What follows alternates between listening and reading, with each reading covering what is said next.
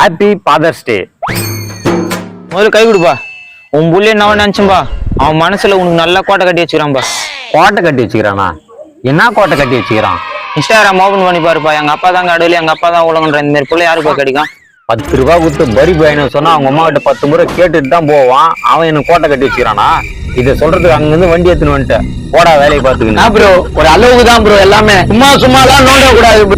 போடா வேலையை பார்த்துக்கணும்னா இன்ஸ்டாகிராம்ல போடுறாங்க, இட்லி குண்டால் போட்டுக்கிறாங்கன்ட்டு வந்துட்டான். ஆஹா, தொப்பி தலை உண்மைதான் சொல்லிட்டு போய்க்கிறான் பழுகுது. நம்ம பையனுக்கு உண்மையிலே நம்ம மேல பாசம் தான். கையை கொடுப்பா. அரிசி கை விடு. அம்மா காலையில 4 கிலோ புளி வாங்க சொன்னாங்க. அரிசி ஓட்டத்துக்கு இவ்வளவு வேகமா ஓடியாந்தான். மதர்ஸ் டேக்கு மட்டும் தூங்கி இருந்தோன்னு ஐயோ எங்க அம்மா விஷ் பண்ண மறந்துட்டேன்னு காலையில போய் கை கொடுக்குற. அம்மா காலையில சீக்கிரமா வச்சுட்டு சமையல் எல்லாம் பண்ணிட்டு வேலைக்கு போறாங்க. அதனாலதான் அவங்களுக்கு விஷ் பண்ணேன். ஆனா நீ என்ன பண்ற? ஆக்கி அடிச்சு சோத்து துணுமுட்டு இங்க உட்காந்து வெட்டி கதை பேசினுக்குற.